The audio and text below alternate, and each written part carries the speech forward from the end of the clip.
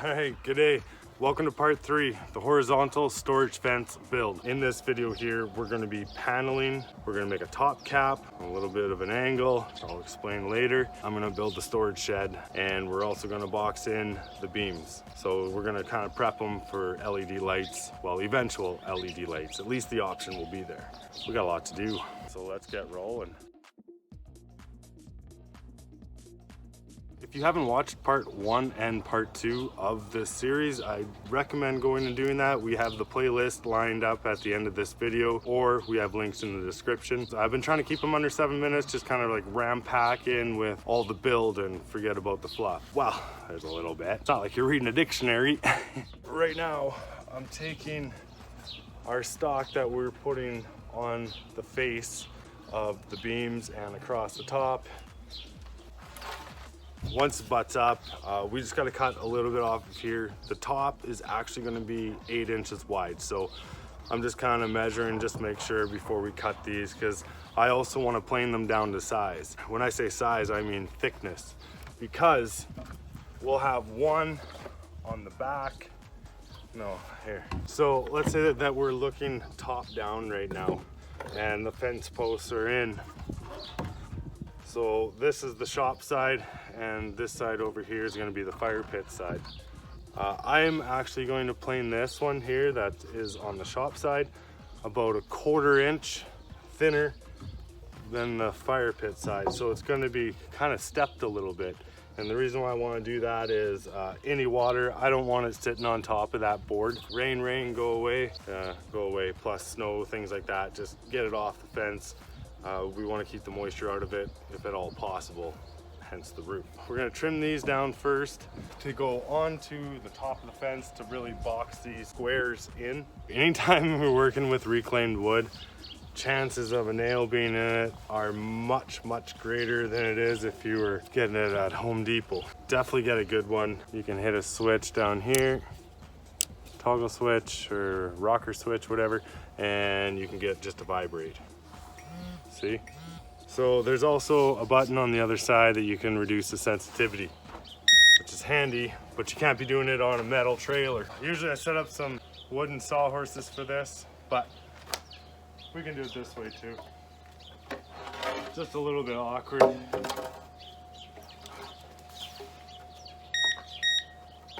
Okay. Ding, one. There's always one, right?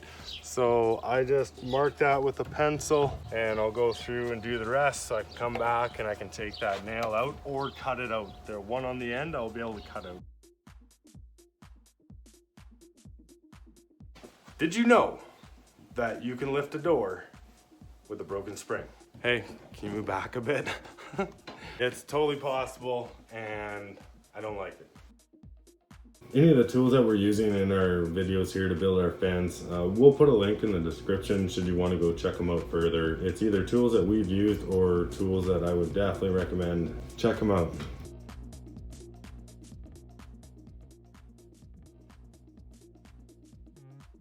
We'll have just enough overhang. Everything's going to fit in there nice and snug and tight.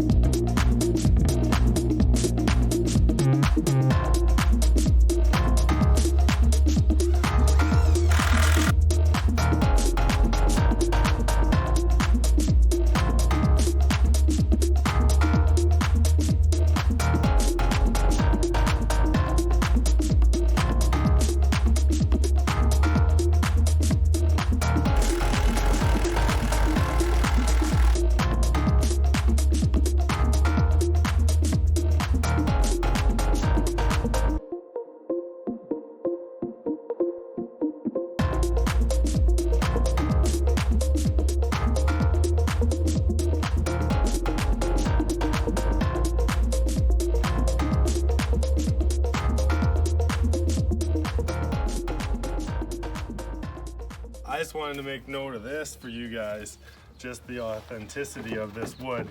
The house that we were at, this actually came out of the floor in the kitchen, and you can reference the date. November 14th, 1901.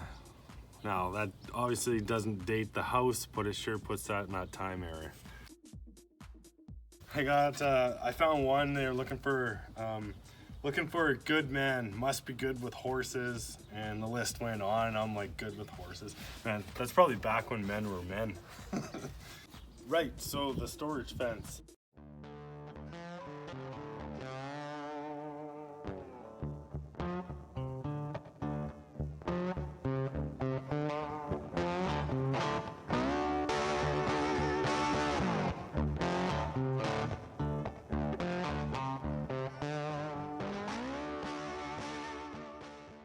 I was kind of debating the best way to actually end cut these things. I don't know, the more I debated, the more I was like, wow, I'm wasting time. So I just started cutting on this. I don't have to worry about being exactly tight. Plus this fence might shift a little bit and I don't want something to start buckling. So I'm just gonna probably leave it back just, you know, 1/4 inch or so. Somewhere between 1/4, 1/8 of inch, give it a little bit of room to move. Screws, that's all we got. It's gonna be a screwless front, and we intend on screwing in from the back. Today I got some construction adhesive, brad nailer. So this will be kind of our temporary, that glue is good. We'll put a bead on and then we'll brad nail these in. Later we'll come back and we'll screw in from the back side into that wood just to suck it in and just lock it into place.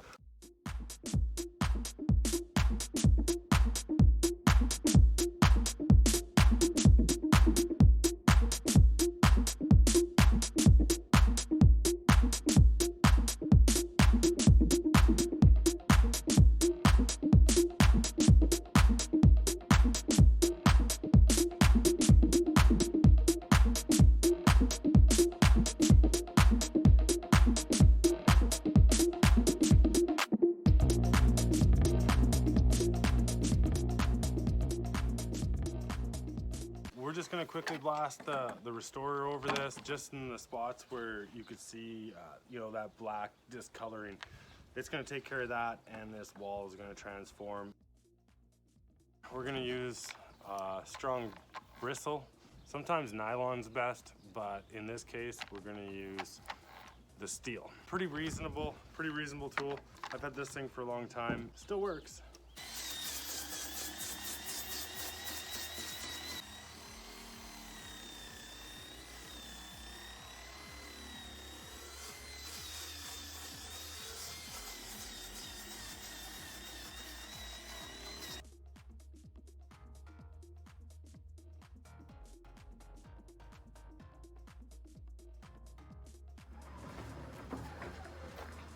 You know what I just did? I just fastened this and I didn't end cut that. Ugh. I stuck the next one up. I was like, what's going on here?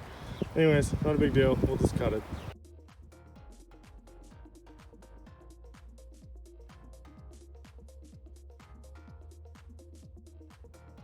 The same thing is gonna happen with these posts. We're gonna cover them in. Then we have a 3/4 inch gap going all the way down here. There'll be a nice channel right there because our LED lights are gonna come down the side of our beam. Then they're gonna snake across here, back behind the plate that's here. So the LED will go down here, across here, and up there. It's kind of the idea.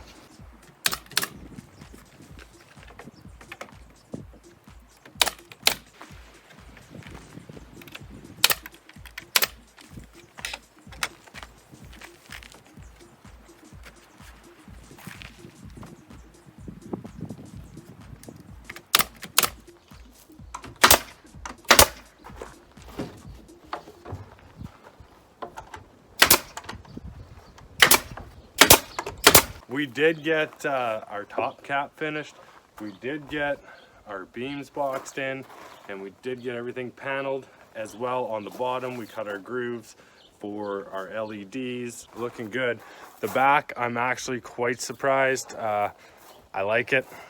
It's gonna need a little bit of extra work, but it's got a nice little mix of gray, yellow, reddish, it's beautiful.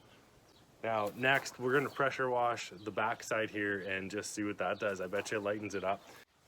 So will there be a part 4, you're wondering? I'd like to get that storage shed done. It's kind of part of the title. We never got done. Obviously, I was just mentioning that, but I was actually getting jittery inside when we were doing that first panel because I knew it was going to look beautiful. Part 4, possibly later on in the summer. Watch for it. It's coming.